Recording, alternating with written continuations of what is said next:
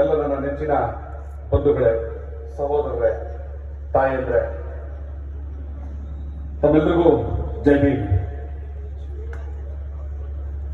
ಮೊದಲಿಗೆ ನನ್ನ ಮಾತುಗಳನ್ನ ಪ್ರಾರಂಭ ಮಾಡೋದಕ್ಕೆ ಮುಂಚೆ ಈ ರಾಯಚೂರು ಜಿಲ್ಲೆಯ ನೂತನ ಪದಾಧಿಕಾರಿಗಳಿಗೆ ಆಯ್ಕೆಯಾಗಿರುವಂತಹ ಎಲ್ಲ ನನ್ನ ಹೋರಾಟದ ನನ್ನ ಪಕ್ಷದ ಒಡನಾಡಿಗಳಿಗೂ ನನ್ನ ಹೃದಯಪೂರ್ವಕವಾದಂತಹ ಅಭಿನಂದನೆಗಳನ್ನ, ಧನ್ಯವಾದಗಳನ್ನ, ಜೈ ಭೀಮ್, ನಮಸ್ಕಾರಗಳನ್ನ ತಿಳಿಸ್ತಾ ಇದ್ದೀನಿ. ಸ್ನೇಹಿತರೆ, ಇಲ್ಲಿವರೆಗೂ ಈ ವೇದಿಕೆ ಮೇಲೆ ಹಲವಾರು ಜನ ಮಾತಾಡಿದ್ದನ್ನ ಕೇಳಿಸ್ಕೊಂಡ್ರಿ.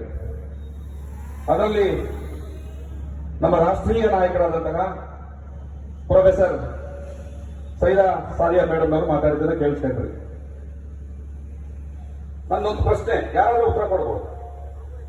ಕಾಂಗ್ರೆಸ್, ಬಿಜೆಪಿ, ಜೆಡಿಎಸ್ ಅಥವಾ ಇನ್ಯಾವುದೇ ಪಕ್ಷ, ಈ ಯಾವ್ದಾದ್ರೂ ಪಕ್ಷದಲ್ಲಿ ನೀವೀಗ ಅವ್ರ ಮಾತುಗಳನ್ನ ಕೇಳಿಸ್ಕೊಂಡ್ರಲ್ಲ, ಆ ರೀತಿಯಾಗಿ ಸಮುದಾಯದ ಪರವಾಗಿ ದಿಟ್ಟವಾಗಿ, ಧೈರ್ಯವಾಗಿ, ಅಥೆಂಟಿಕೇಟೆಡ್ ಆಗಿ ಮಾತಾಡುವಂತ ಯಾರಾದ್ರೂ ಒಬ್ಬರ ಹೆಸರನ್ನ ನೀವು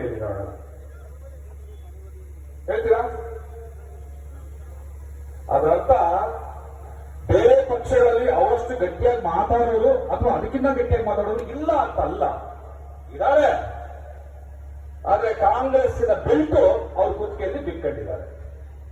ಆ ಬೆಲ್ಟ್ ಅನ್ನ ಲೂಸ್ ಮಾಡದೆ ಅವರು ಮಾತಾಡೋದಕ್ಕೆ ಸ್ವಾತಂತ್ರ್ಯ ಇಲ್ಲದಾಗಿದ್ದಾರೆ. ಹಾಗೆ ನಮ್ಮ ರಾಜ್ಯಾಧ್ಯಕ್ಷರಾದಂತಹ ಅಬ್ದುಲ್ ಮಜೀದ್ ಸಾಹೇಬರು ಮಾತಾಡೋದನ್ನು ಕೇಳಿಸ್ಕೊಳ್ತೇವೆ. ಈ ನಾಡಿನ ಎಲ್ಲ ಶೋಷಿತರ ಪರವಾಗಿ, ದಲಿತರ ಪರವಾಗಿ, ಹಿಂದುಳಿದ ವರ್ಗಗಳ ಪರವಾಗಿ, ಅಲ್ಪಸಂಖ್ಯಾತರ ಪರವಾಗಿ ಅಷ್ಟು ದಿಟ್ಟವಾಗಿ ಸರ್ಕಾರವನ್ನ ಪ್ರಶ್ನೆ ಮಾಡುವಂತಹ ಮತ್ತೊಬ್ಬ ನಾಯಕರನ್ನ ನೀವು ಯಾವುದೇ ಬೇರೆ ಪಕ್ಷಗಳಲ್ಲಿ ತೋರಿಸೋಕೆ ಸಾಧ್ಯ ಇದೆಯಾ? ಮಾತಾಡ್ತಾರೆ ಬೆಣ್ಣೆ ಸವರದಂಗೆ.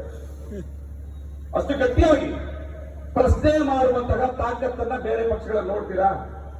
ಅದರ್ಥ ಬೇರೆ ಪಕ್ಷದಲ್ಲಿ ಹಾಗೆ ಮಾತಾಡೋದು ಇಲ್ಲ ಅಂತಲ್ಲ.